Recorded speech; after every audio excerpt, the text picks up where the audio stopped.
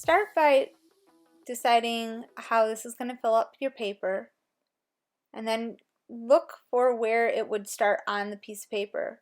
Where I'm looking at the corner of this striped candy and where it starts, and I'm using my sighting stick to draw on that angle. And I'm doing the same thing on the other side to get that angle drawn in accurately.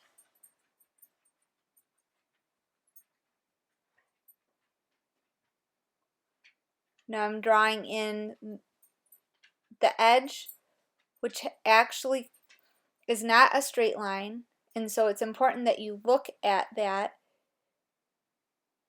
It has subtle little curves, and then that first color again is not quite a curved line, it's more of a kind of jaggedy line, and then it has little scallops on the end.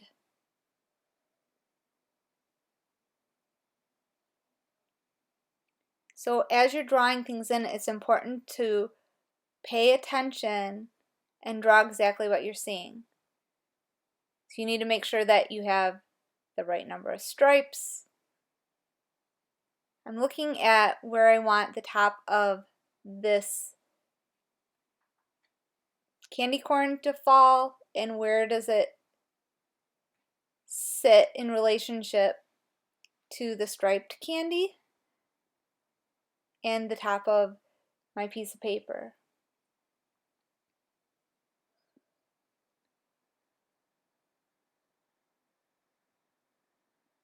And then I'm looking at how it's divided up, and again, that's not a straight line, so I'm noting that in here and drawing that in. I also see kind of like a line through the middle. Now this kind of circular part of this butterscotch candy hits the striped candy, and I'm going to look at the angles that are on this plastic that kind of comes off that you like see on like the twisted ends. A mistake that a lot of people will make is they think that it should just look like a triangle, and that's not the case. So by using my sighting stick, I can make sure that I'm getting my angles drawn in accurately. I'm also looking at the spacing of the twist. I'm drawing in the other side of this kind of circular butterscotch, and then I'm drawing in the shape of the little plastic that kind of comes off of it. Now I'm looking at negative spaces to make sure that everything is drawn right, because this would be the point where I could just draw right back over top of it and fix something. The fact that I drew it in yellow, yellow is a light color, and so this is going to be really thick when it's all done. So if I made a mistake in that initial outline, I could go back and I could fix it and just draw right over top of it. Once I've made sure that my outlines are right, then I can come in and I can start drawing in the white shapes that I see. I like to start just getting in my white highlights so that I don't ever lose them.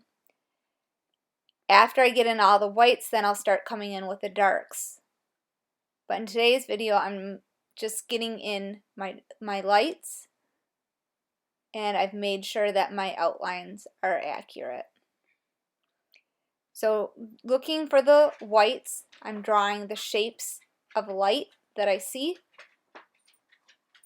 and drawing in all of those reflections. It's important to draw one shape at a time. These are all very simple shapes, but it's important to draw them how you see them. Then you'll have some areas where it's just a lighter part of the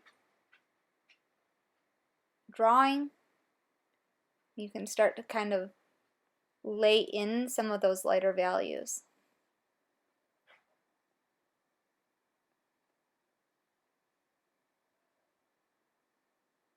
And some of this you'll kind of ease up This is just the initial phase, just to kind of mark where these things are going to be. So I'm laying this all in. So you can see I'm coming in, I'm looking for all the shapes of lights and darks. When I'm drawing in these little dots, they are not just, I'm not just like making marks, I'm actually looking for the shapes. I'm coming in and looking for how this kind of blends, laying in just the lightest values that I see everywhere, kind of working on some blends.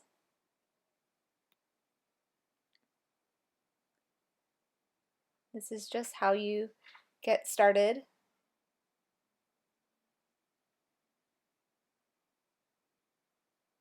with the first initial steps in your pastel drawing.